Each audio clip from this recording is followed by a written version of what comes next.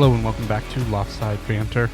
On today's show, we're very, very fortunate to have a guest come in, Gabby Maljanian, who has two excellent podcasts of her own, Locked On Red Sox, part of the Locked On Network, and Boston Balling. Those two, I highly recommend giving them a listen. She came in to talk some Red Sox with us today, whether or not this team is what they've shown over the first 50 games or so, a 500 ball club, or if the inconsistencies will kind of level themselves out. What are the positives so far, what are the negatives, and what kind of changes we could possibly see throughout the season. We'll have some sponsorship news and then touch on a few little subjects that have come up over the last few days in sports. So with that, I'm going to kick it over to myself. We are on in 7, 6, 5, 4, 3, 2. Hello and welcome back into another episode of Loftside Banter. As I said in the opening, very excited to have a guest to talk some Red Sox with us today, Gabby Maljanian of the Boston Balling and Locked On Red Sox podcast. With that, we'll kind of go into what we see, and by we, I mean me, see with this Boston Red Sox team so far through the first part of the season. As most Red Sox fans will know, that over the last few years, there's been a lot of complaints that this ownership team doesn't care as much. And I've kind of talked about it with Sir Daniel and Chad and kind of our coffee conversations a little bit about how the investment towards this team isn't going towards a winner anymore. And typically with the sports business, when you win quite a few times in a short span, or in this case, about a 20-year span, ownership can spend less and probably go, hey, we've brought you some championships. We got to reset. We got to do this. We got to trust in a new process and everything else. And that's what the Red Sox ownership has seemed to kind of done. Now, in this past offseason, they made some trades with some of these young stars that they were bringing up. They were able to go out and sign some people. They've put some more name and more veterans in place to kind of make this a contender again. And through the first part of the offseason, a lot of experts on a whole bunch of different networks have really said that the Red Sox did a hell of a job. They're going to be back in the playoffs. They're going to be, some of them had projected some World Series appearance. Some have projected a winner. And so far throughout the first part of the season, it's been very inconsistent. Now, just like everywhere else, I'm going to mention some injuries. I'm going to mention some of the players that haven't lived up to expectations, but Brian Bayo, who was your opening day starter last year, started the season on the injured list. Walker Buehler, who you brought in as a one-year deal, kind of plug him into that rotation, give you a really good rotation, is already on the injured list. Carter Crawford, who was in your starting rotation last year, is on the IL. Tanner Houck, who is struggling, just went on the IL, and we get into that a little bit later as well. I mean, you've had some bright spots. Alex Bregman, who you brought in, has played really well.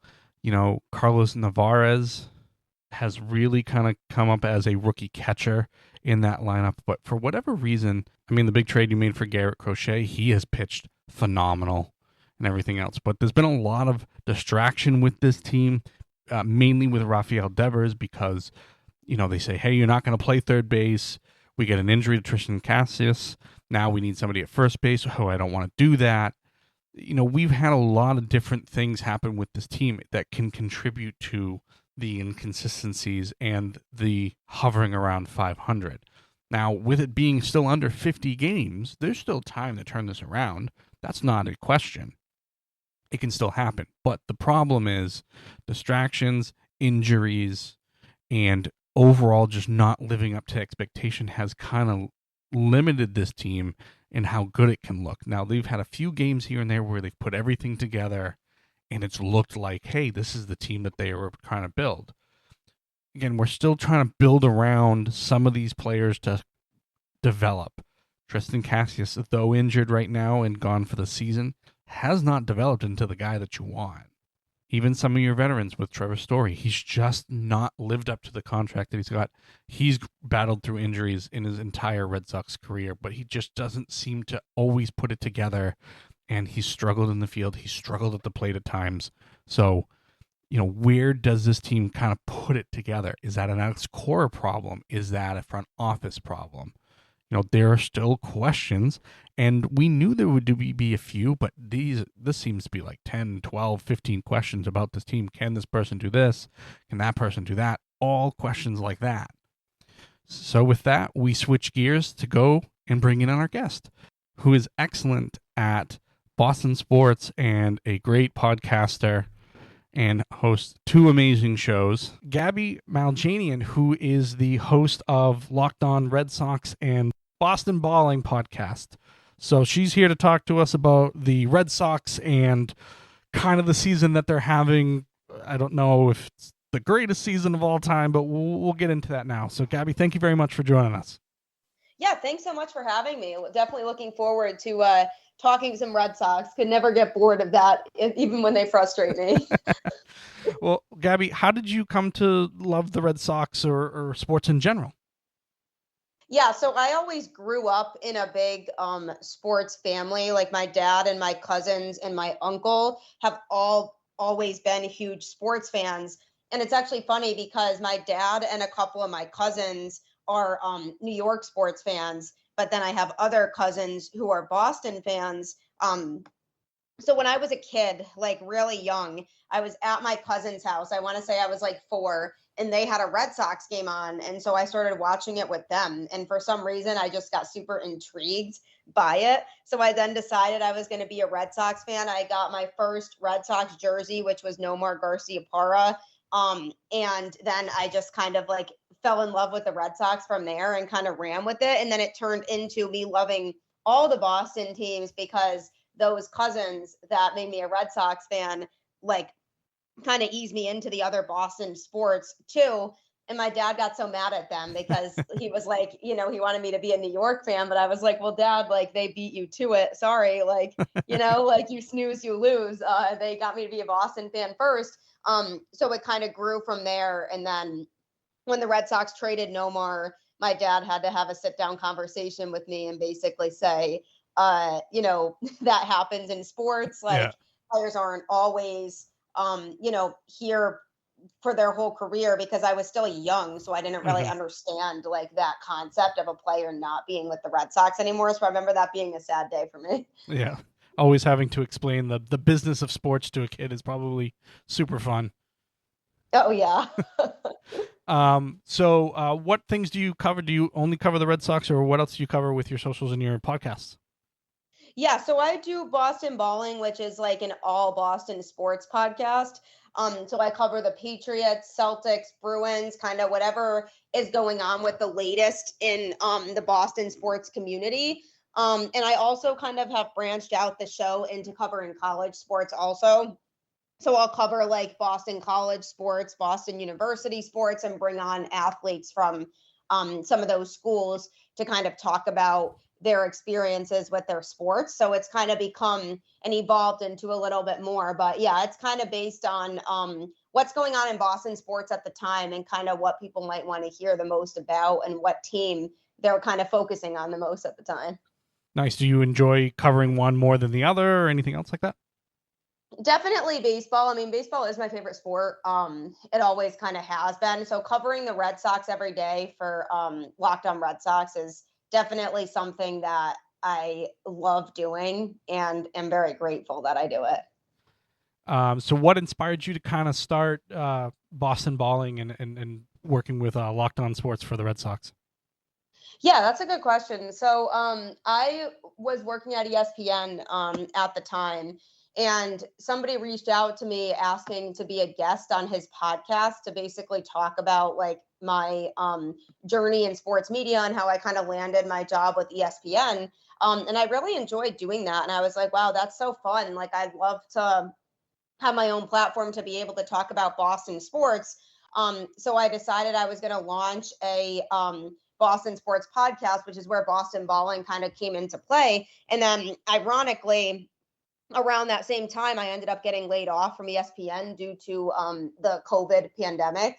And so it gave me more time to kind of like start to grow Boston balling to kind of what it is. And I think that's part of the reason why I was able to grow it to what it was, because I was dedicating so much time to it. And I don't think I ever would have been fully invested in the podcasting stuff had the layoff not happened. So I think it might be a blessing in disguise at the end of the day. And then one opportunity led to another, and Locked On had an opening for their Red Sox host position. This was back in 2023. And they had really liked how, I had spent the last few years during COVID. And after that, like starting my own podcast and really understanding kind of the challenges of growing the following on it. And so then they hired me, and I've been doing Locked On Red Sox ever since. And that's a Monday through Friday Red Sox show. So definitely a lot of baseball content. Yeah.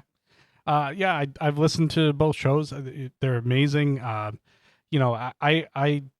went to school for video broadcasting and literally did nothing with it. I've worked in food and beverage and hospitality, and I decided like a few months ago, like, hey, I just got to do something. I got to do something I enjoy. And so it's kind of similar. I mean, it was really cool that you got to work for ESPN. I've worked for major hotels, and it's not quite the same, I would assume. but no, that's really, really cool. But my sister, it's funny you say that, because my sister actually works for Marriott doing like event planning and stuff. I'm a catering director, so I mean, I'm right there in the same kind of offices, so that's pretty cool. That is cool. Yeah, that was her forte in college, was she went into the event planning space, and now she helps organize events for like a Marriott location in Boston. Yeah, I grew up in kitchens, so I started with food and beverage, and then if you would have told me that I'd be help planning people's weddings one day, I'd be like, that's crazy. I would never do that. Yeah. So now here I am. But as we get into the Red Sox, obviously not the greatest of starts for them. Now that's somewhat of a habit over the last few years. But is this, where they're 22 and 23, so 45 games in, is this who they are? Is just kind of that 500 team, or is there still time to kind of grow into what everybody kind of projected was, cusp of playoff team type?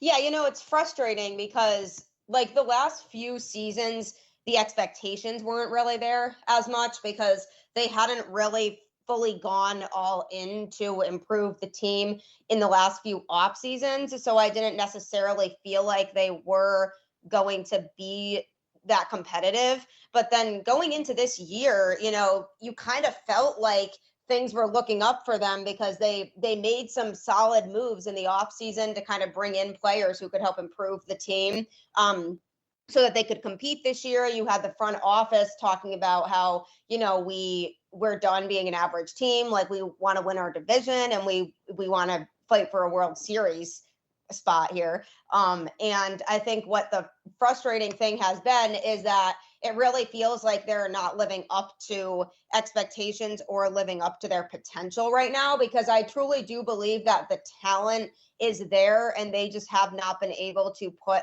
everything together yet. And obviously it's only mid-May, right? Like you mentioned before, like, they're less than 50 games into the season. So there's obviously still a lot of time for them to get back on track, but it really just is frustrating for fans, because they're like, I don't want to watch another like average 500 season. And they still have yet to kind of go on this big win streak. And I think that's really what they need in order to get themselves back on track. Like, rip off like 8 of your next 10 games or something, and like really get yourself some momentum, because they just haven't been able to get that big momentum pushed yet. But I definitely feel like, because the talent on the roster is there, I think there's definitely time for them to turn things around. Yeah, I would say that inconsistent is probably the word so far for this team, where you have your hitters that do really well one night, you put up a bunch of runs, your pitching can't hold a lead, or your starters can't get you through, 3 innings. Your bullpen falls apart, or your closer can't close it out. So it seems like one thing is always kind of going wrong in each game. What's been the biggest surprise for them so far, I guess? Yeah, I think, from a positive surprise, I would say, is this pitcher, Hunter Dobbins, who they called up And he's made a few starts for the Red Sox this year. And I think like there were low expectations there because the Red Sox haven't really always been known for being good at developing their own pitchers internally. But this kid has gone out there and been, other than Garrett Crochet, probably the best starter in the Red Sox rotation. And, who really knows what's going to happen? He got called up because of injuries. So there's a chance that he goes back down when Walker Buehler returns from the injured list. But he's definitely been somebody who have had fans, talking about like, wow, like this kid is really good. Like he could be something really special. And it really puts into perspective again, like the young talent that the Red Sox have. And I think that's something that has kind of been like overlooked a little bit by the fans because, understandably so, people want to win.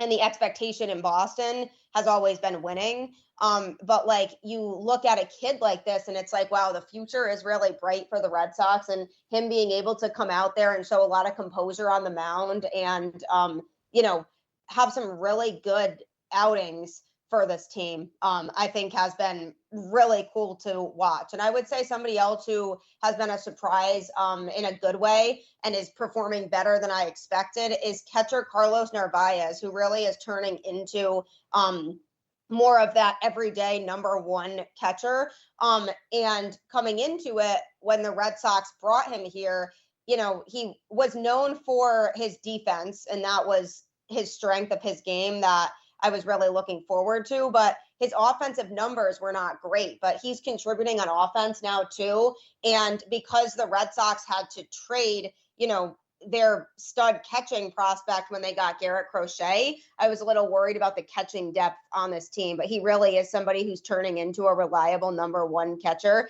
And that's another positive, I would say, that was kind of unexpected for this team so far.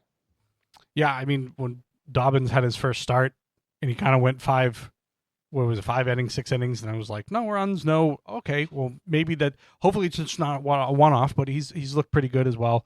But do you think Alex Cora has done a decent job with the roster, or through game management this season so far? I think yes and no. It's hard with Alex Cora because I know like it's easy for people to just place the blame on the manager. That's kind of like what people naturally do if something goes wrong. They're like, oh, it's Alex Cora's fault. And I think what I've really had to put into perspective for people sometimes is he has the roster that he's given. And the roster that he has been given over the last few seasons has not been great. And so in that regard, it's like, hey, we have this team here and I have, situations where it would be great to have a better player to put in this spot, but Cora doesn't have that option always in certain areas because of the lack of depth in those spots. And what I'm referring to primarily is the bullpen. The bullpen has definitely been the weakest point for the Red Sox this year so far. They've blown tons of leads late in games, and they don't really know how to close out close games. And that, I would say, is kind of the biggest problem that they've had is they're losing lots of one-run games. And that's an execution problem late in games, which kind of stems primarily to the bullpen of not being able to hold those kinds of leads. And I do question some of Alex Cora's in-game decision-making. Like there was a game the other night against the Tigers that went to extra innings and they ended up losing in 12 innings. And it was just annoying because like they didn't really have a lot of options out of the pen at that point because earlier in the game, he had thrown his high leverage arms, but they had only thrown an inning each at that point. And so then it got to extra innings and he was like, well, who do I put in here? And then he ended up stretching out a pitcher that had a rough inning the inning before, through 40 some odd pitches to get out of the inning prior. And then he brought him back out there again. And I was like, wow, why is he bringing him in for another inning? And sure enough, Javi Baez, goes deep for a walk-off 3-run homer. And so I think Alex Cora's justification was, well, we only had one other pitcher available out of the pen to begin with. So in case it went another inning, I had to keep him on the bench because I would have been left putting a position player in to pitch after that. But I think with how many pitches that this pitcher had thrown that gave up the lead in Greg Weisser, I think that was an interesting decision because of how many pitches he had thrown previously. And then we looked at some of the pitchers who had thrown earlier in the game, like Aroldis Chapman only threw 12 pitches that night. So, they could have put him in again for another inning. So there have been situations like that on more than one occasion this year where he tries to stretch out guys for too long, even with the starters also, like kind of keeps them in for too long sometimes. And I think that's something that he needs to work on is like he has a lot of trust in his players, which I like. He is a big players coach. And I think that's really important to have, but sometimes he kind of trusts them too much to a fault. And I think that has been the situation when it comes to his management of the bullpen overall this year. But I don't think their record right now is a result of Alex Cora. I think it's more a result of the fact that guys aren't getting it done and the bullpen just isn't strong enough right now. Yeah, I mean, even the year, the previous championship they just most recently won. I know the criticism going into the playoffs was the bullpen. This, at least from this early on, doesn't look like a playoff bullpen, at least for now. I mean, you're trotting out. I mean, Sean Newcomb hasn't had a bad year. Obviously, he's 0-4, but he has a 3 ERA. You're looking at players that they're just giving up too many runs and they're just doing all those different things. So I agree with you with that. I think Cora's still a good manager. Just he's not the reason for what they're doing. Is Rafi Devers a distraction to this team? Is this going to work itself out, or is there a deeper problem to this? What a mess that's all been. Really, it's like since spring training, really, it's just been like just this whirlwind of emotions when it comes to Devers, because it first started with him moving to DH, which I do blame the front office a lot for not handling that situation well. I don't think that they gave him advanced warning about the fact that they were considering moving him off of third base. And like they waited too long to say, by the way, Alex Bregman's going to play third and you're going to be our DH. And I think part of it was because they didn't obviously know for sure that Bregman was going to pick Boston. That was something that, they had to wait on. But I do think they could have at least given Devers advanced warning of like, we are exploring some third base options. So that way then he could have mentally prepared a little bit more than when he was blindsided with the news that he was moving to DH. And emotionally, that's tough on a player. Like, yeah, hang up your glove. We don't want you to play defense anymore. Like that's kind of a slap in the face to a player. So for them to then go and ask him, like, I know we said earlier on, we don't want you to play defense, but now we do because we need you to play first. Like, I could see why he'd be a little bit frustrated with that. And also the fact that, his defense already was not great at third. So if they try to move him to first base, like it could be a difficult transition moving him, to first at this point. On the flip side of that, though, like they don't really have a choice because obviously Casas is injured and is out for the season. There's no way they could have known that was going to happen. And they just don't have the first base depth right now.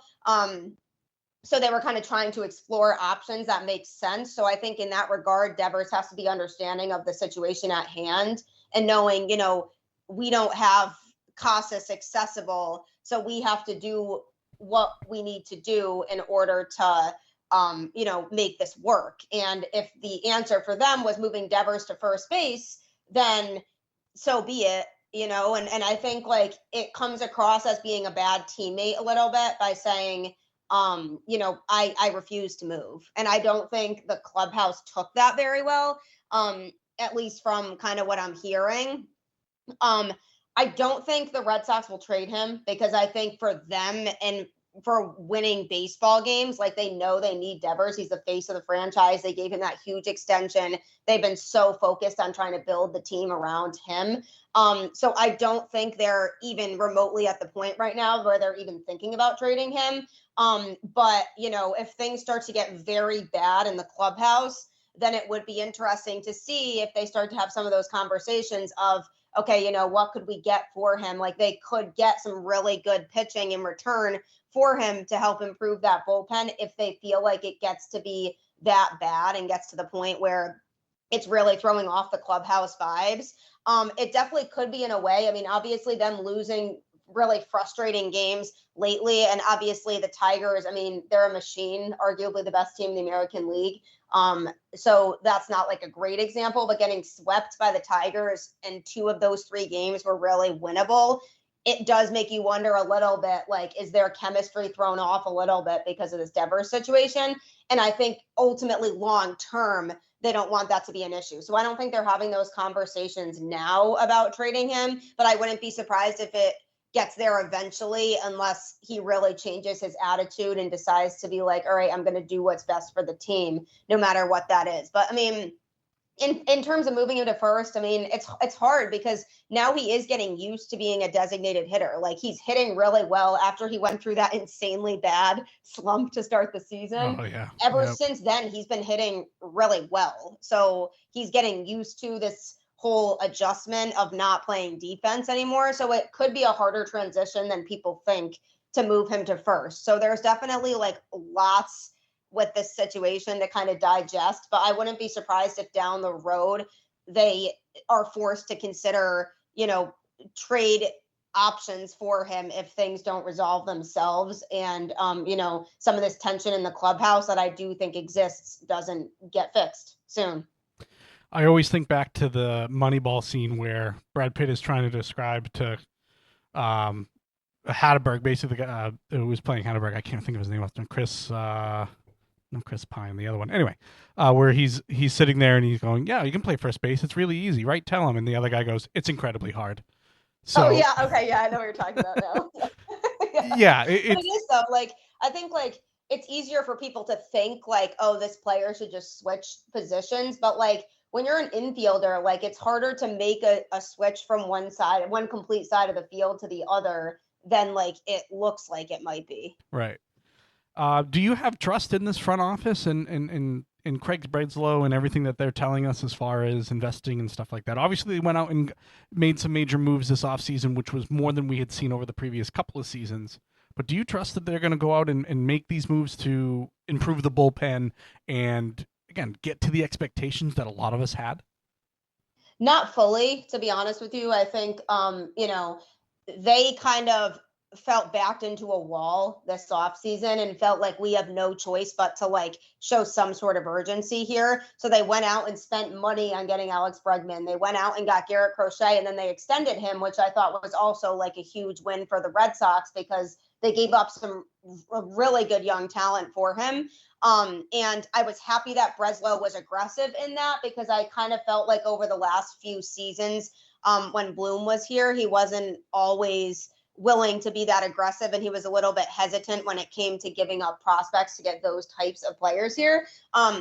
So I was happy that Breslow kind of picked a lane and said, we're going to improve the team. And he did make a couple of those moves, but when it's all said and done, like they should have already been, trying to like make some aggressive moves. Like there's a couple guys sitting in AAA right now that have looked really good so far in the short sample size that they've gotten in the majors. And it's like, why not change things up and try to bring them up again to throw out of the bullpen and see if they find success that way.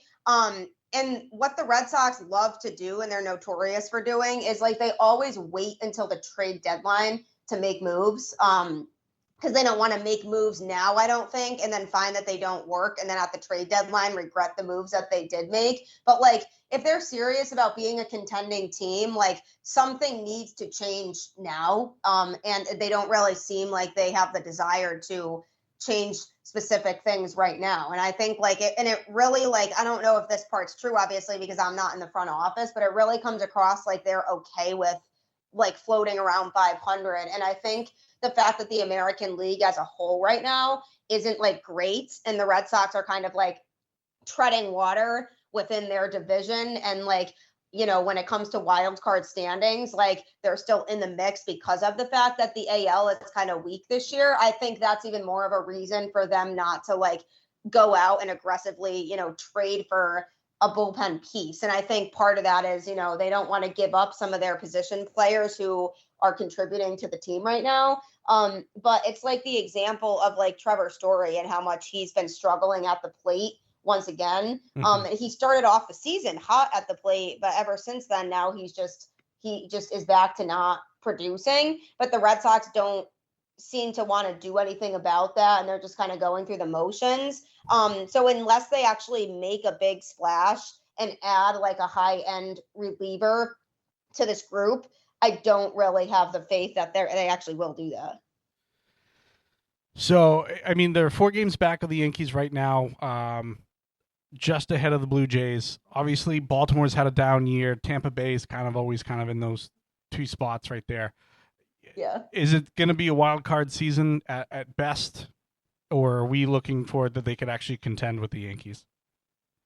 I mean, that's so hard to say. I mean, I think like if they played a little bit better, they could contend with the Yankees. I think the head-to-head matchups with the Yankees are going to tell us a lot. I think from a roster talent standpoint, especially with the fact that the Yankees don't have Garrett Cole all season, and the fact that the Yankees bullpen has also been an issue, just like the Red Sox bullpen, I think they are as talented as the Yankees roster. Like, I think they have the capability as much as the Yankees do to win the division right now. And I think even going into the season, once everybody found out Cole was going to be out for the year, people actually put the Red Sox as like their choice to most likely win the division. And I think, when it really comes down to it and you look at those rosters head to head, the Yankees are a beatable team. They have a good lineup. Their starting pitching overall has been pretty good, but their bullpen has not been as good. And, I think like when you look at those 2 teams head to head, the Red Sox have the capability of winning the division. Obviously, they're 4 games out right now. It's still only May, so there's still time to figure it out.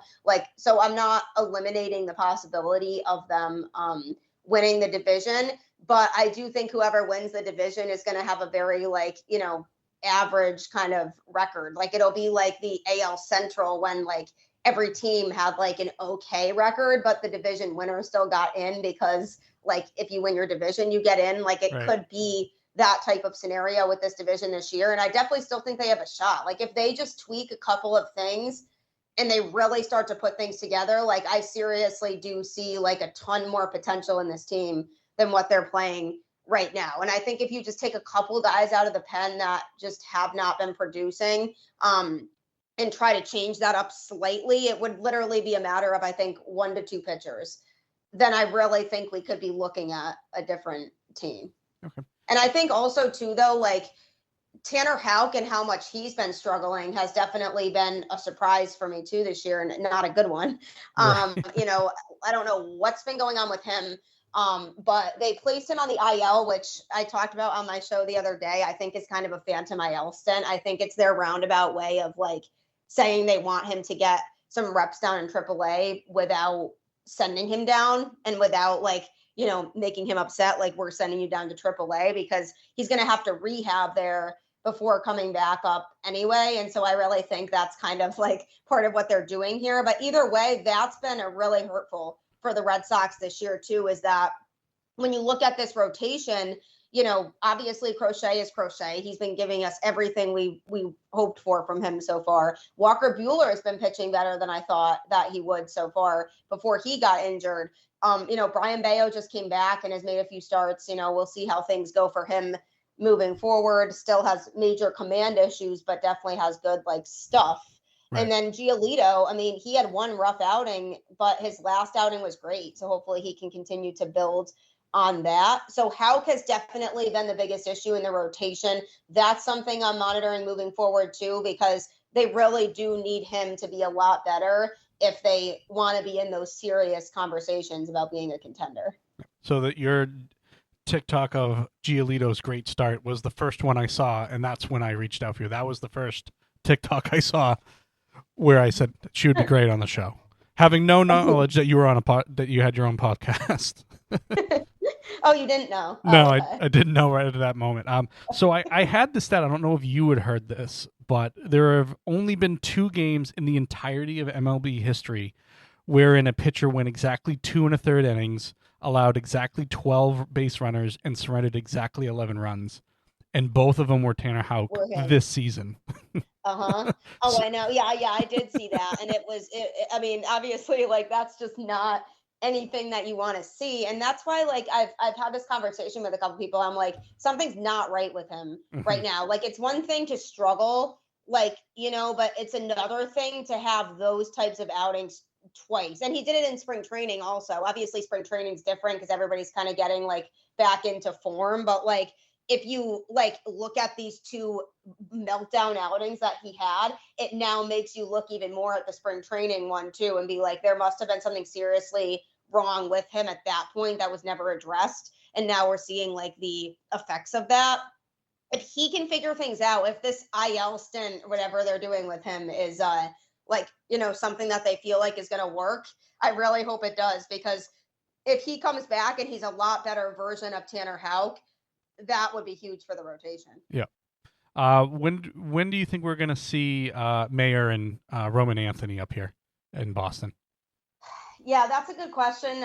Everybody's wondering that because they're both hitting really well in AAA right now. And everybody's super excited about them. I think it's a lot easier said than done to just call up a prospect. I mean, obviously with Christian Campbell, it was different because they didn't have like a defined second baseman. So there was more of like a path for him to start the season on the active roster. The thing is, like, and this goes especially with Meyer, is like, they're going to have to figure out what they want to do with Trevor Story before they just call up Meyer. Like, do they just eat the money for Story and put him on the bench? Do they try to trade him? But like, his trade value won't be very high right now because he's been struggling at the plate, and defensively, he hasn't performed as well so far as I would have liked to see him perform. And so there isn't a whole lot of value that he provides right now. It seems like they really are trying to give him, more of a chance, because I think their justification is it's only mid-May, and Trevor Story, like we've committed to him for another few years. So we want to try to give him another shot. But I can't imagine this going on too much longer and them being like, oh, it's fine. Like it gets to a point eventually where you have Meyer like raking in AAA and him just kind of chilling there and struggling. I would not be surprised to see either of them up here before the end of the season. I think it's more likely to be Roman first because, for one, he's just playing too well right now for them not to. And for two, with Meyer, like, there are certain things that I think they still feel like they want to see him do better offensively in terms of like his plate approach and his swing selection and things like that. So I think it would be a little bit later on. If Story starts to turn things around, I think they would keep Meyer in AAA all season, because ultimately, if they are trying to compete for a playoff spot this year, they want to have, the best combination of players out there. And if Story turns things around and makes an argument for being somebody who should be out there, I think they would keep him out there because he's a veteran that can, help them, at least from what they think, provide value in a playoff run. With Roman Anthony, I think it's very, very soon. I think, I think they're like excited about him. And the thing with that too, though, again, is they'll have to figure out their outfield situation. Like, do they want to make Rafaela a utility player? Do they want to try to trade somebody, like trade Jarren Duran or Willie Abreu when they call him up? Like, there's still certain things that need to be figured out, and it doesn't really feel like they've had conversations about a lot of that yet. But I do think we for sure see Roman Anthony at some point this season. Meyer is a questionable one. I think it's all dependent on if Story continues to struggle or not, and they feel like they need to make the change. Yeah, Trevor Story, ever since they got him, every year you're like, all right, we got Trevor Story. Oh, he gets injured. Oh, we got Trevor Story coming back. He gets injured again. Oh, we got Trevor Story. Oh, he's struggling. He's in a slump. Oh, he gets injured. So it's just been a nightmare since he's gotten here.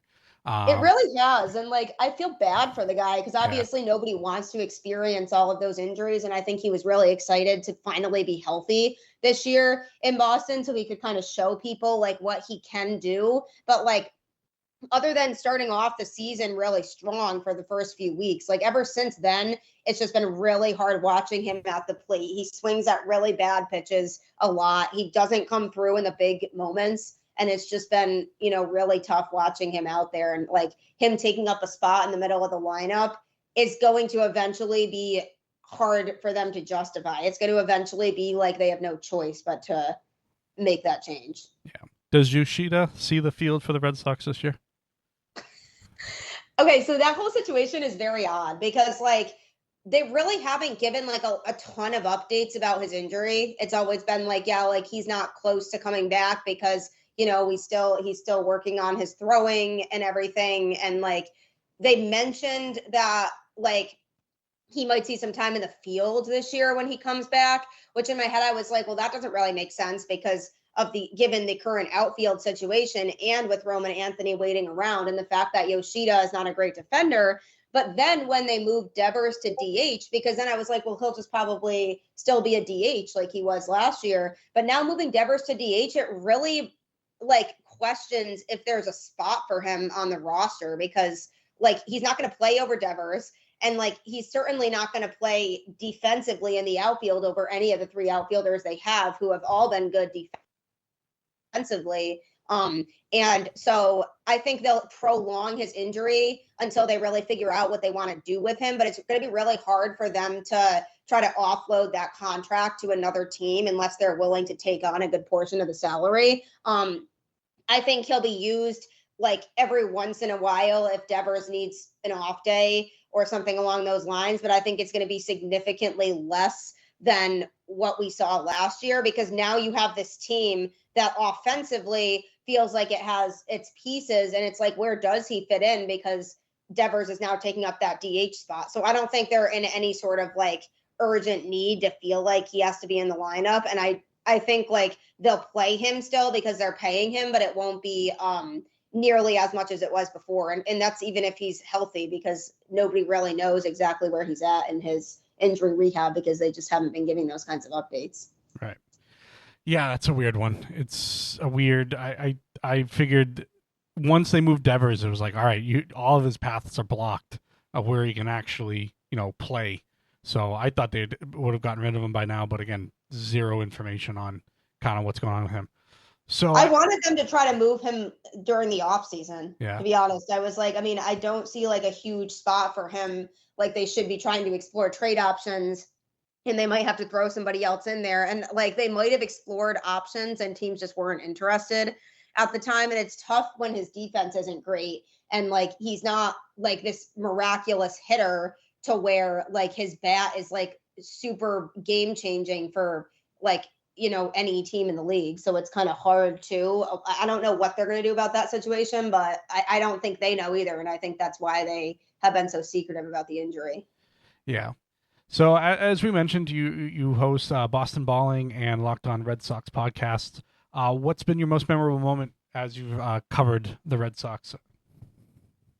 Oh, that's a good question. There have been so many. I think I would say this year in particular, because through Locked On, I've been able to get media credentialed with the Worcester Red Sox. So I've been able to go and cover the team in person. So I've been able to really get to know guys like Meyer and Anthony. And even like when guys are like major league guys are rehabbing in AAA, I've been able to talk to them too. Like I talked to Bayo, I talked to Giolito before they came back up to the major league team when they were doing rehab assignments. And that's been a cool experience because it's really allowed me to like get a deeper knowledge of like some of the front office stuff and kind of what's going on and how they value certain players and certain prospects and being able to talk consistently to these prospects that so many people have their eyes on are looking forward to coming up. I would say that's something that's just been like an unbelievable experience that I definitely am not taking for granted. Yeah, that's very cool. That's the next kind of level that I'm trying to get at. I've been working with the Massachusetts Pirates, which is the indoor football league, which has been really cool. So, my next is trying to find media credentials and stuff like that. So that's really, really cool. Yeah, it's definitely challenging kind of like breaking in that regard, but I definitely feel very like fortunate and it's been good really getting to know some of these players and prospects and everything. Yeah. Have you had a favorite guest so far?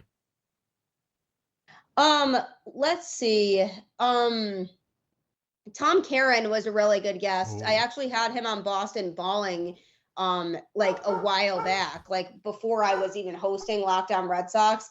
I had him on and he's just super personable and just like a genuinely nice guy, who loves baseball and is super knowledgeable about the team. And I just like have really enjoyed like interacting with him and everything, and him, with how busy he is, being willing to come on and talk about the team. Like, I definitely really appreciated that. My dog just wanted to say hi while you were talking. Sorry about that. It's okay. I love dogs. All right. So do you, which one am I on? So at the end of the year's ended, the Red Sox are X and X as far as their win. What is a successful 2025 season in Gabby's eyes look like? What at the end of the season do they have to have accomplished? Yeah, I would say, well, first of all, let's be freaking over 500, because like I'm just so fucking tired of like just like the average baseball. So like obviously that's like a step, but no, like to me, like a successful season would be they make the playoffs and they win a round in the playoffs. And like I'm not expecting them to go to the World Series by any means. Like obviously you never know, like 85 win teams have gone to the World Series before, you know what I mean? And like you don't really know, like once you get in, kind of anything can happen. Like I'm hoping they can get to 85 wins. I mean, I picked the over in 85 wins before the season started. Mm-hmm. So I'm kind of hoping that they can get to that. But to me, if they go to the playoffs and they win a round in the playoffs, that would, to me, be a successful season, because it would show progress from like the last few years, that at least they came into the playoffs and showed that they can actually compete with these teams. And I think that was the other thing about like some of these teams they've played. Like they've beaten good teams, like the Royals. They won a series against the Royals, who were playing really good baseball prior to that series. And like then they go and get swept by the Tigers, which is frustrating. Like they've won a series against the Guardians, another good baseball team. And so it's like they have the capability, I feel like, to beat these good teams. They're just inconsistent, kind of like you mentioned at the beginning. Like you can't be going and losing 2 out of 3 to the White Sox and expect to be like competitive. So like those types of games, like those series against the White Sox and the Blue Jays, just really were disappointing. And so they have to do better against the teams that they should be beating. Like even with how the Orioles are playing right now, I'm looking at the Orioles as a team they should be able to beat. And so like beat those types of teams, and then like they'll start to see like a lot of improvements. But it's like they just have never gotten my hopes up enough this year, because every time I get excited and they have a solid series, they just like fall back into this mode of being 500, because that's just what they love to do. But yeah, that's what I think I would say. It's like if I look back on the season and I'm able to talk about them like winning a playoff series, then I'd be like, yeah, now if they just like, add the finishing touches to this team, like add a couple more key players, then this could be a World Series team next year. Yeah. So who's your favorite all-time Red Sox? David Ortiz for sure. Mm-hmm. I think obviously like I've always loved him like as a Red Sox fan, but I think the 2013 season and what he did to really put the team on his back that year, just really realizing like he's like the face of the Boston Red Sox, and like he's the guy, like if any like person just thinks of the Boston Red Sox, like even people who aren't baseball fans, like a lot of times he's like the go-to for people. And I feel like he truly like loves the city of Boston, and he loves like the fan base. He's always good about going to like fan related events and stuff like that, and like showing his face in the community. And I think that's another aspect of it too, because it's hard, like if you look up to an athlete or something and then they're just like an asshole kind of in public to like the fans and stuff, it kind of takes away a little bit from wanting to root for them. But he's not like that at all, and I really like and appreciate that about him. So I think that's the biggest reason why he's still my favorite, is like his character off the baseball field. Do you have a favorite Fenway food? Definitely the Fenway Frank. Yep. What about what's your most painful Red Sox moment that you can remember? Yeah, I mean, there has definitely been many in this team's history of miserable experience, but I'm not sure that like anything really tops that 2003 season. And I think like the reason I say that is because for me, because my dad's a big Yankees fan, like he made sure that like me and my cousins were really feeling the pain of exactly what took place that year with Aaron Boone, like crushing the souls of Red Sox fans, like once again. But I think like not that I'm happy that happened, obviously, but like 2004 would not have been nearly as special as it was if that hadn't happened. Yeah, my friends and I did a show recently of what ifs, and we said, what if Pedro comes out of the game? What if, does 2004 happen, or sorry, 2004, and anything else like that? But yeah, I completely agree with you that the championship season doesn't mean as much without that kind of moment.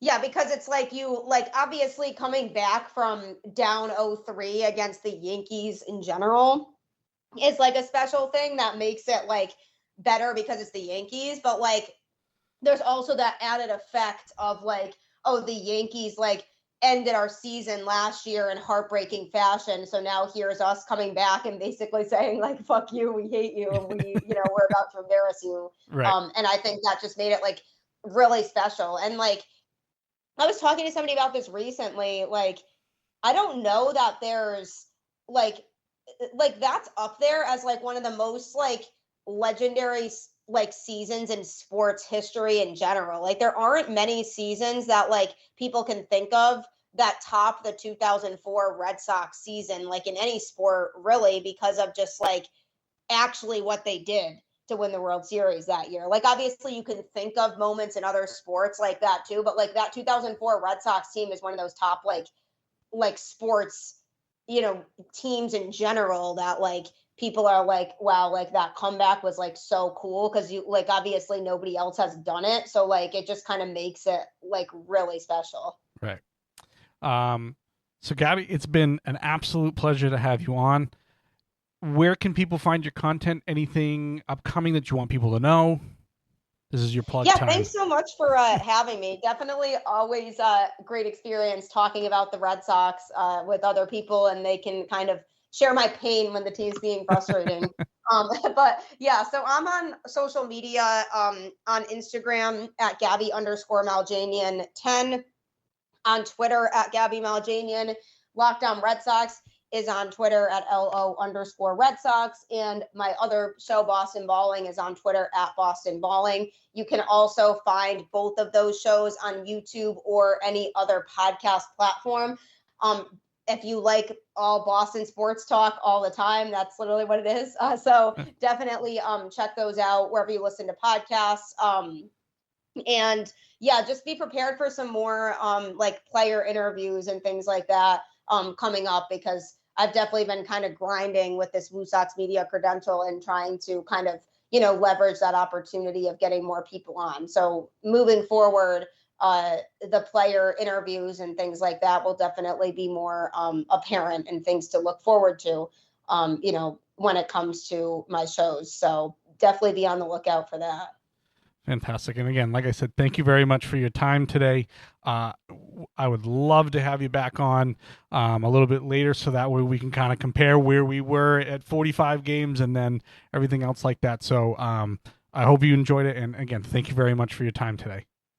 Yeah, thanks so much. Yeah, definitely happy to come back on. Hopefully it's a happy discussion because the Red Sox turned things around and are going to the playoffs. Right, exactly. So again, thank you, and have yourself a good rest of your evening. Thank you so much. You too. All right. Thank you. And once again, I want to thank Gabby for coming on. Excellent Red Sox conversation to kind of give us some perspective of what we can kind of see with this team and where they may go for the rest of the season. Locked On Red Sox podcast is almost a daily podcast, so she does a new one every single day, reflecting on the games and what has happened. And then Boston Balling covers all of Boston sports. So again, very knowledgeable across the board. Very grateful to have her on here today, and look forward to having future conversations with her, hopefully on here or her podcast or wherever. You can find her podcasts pretty much anywhere. YouTube, Spotify, Apple Podcast, Amazon Music, or wherever you can kind of get your podcasts. All that's everywhere. And then I take in Boston Balling on her YouTube. Just go ahead and search for Boston Balling podcast, and you'll get a whole bunch of episodes that come up. Really great content for any Boston sports fan. For the next episode, we are going to put out a Celtics kind of funeral for this season. 4 teams left in the NBA playoffs. The Knicks play the Pacers, which is a big rivalry back in the late 90s, early 2000s. So excited to see that.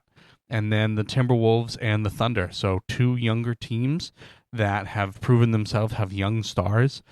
The T-Wolves were here last year, and now the Thunder, who were the number 1 seed in the West, continue to get through anybody that's put in front of them. They obviously destroyed the Nuggets in Game 7. Same thing with the NHL, down to 4 teams. The Panthers took out the Maple Leafs, and as a Boston sports fan, seeing the Maple Leafs struggle again and not win again brings a little bit of joy. And as much as I didn't like the Florida Panthers, or don't like the Florida Panthers, the fact that I can root for Brad Marchand, and obviously the Bruins now are probably going to get a first-round draft pick in that trade with the Florida Panthers.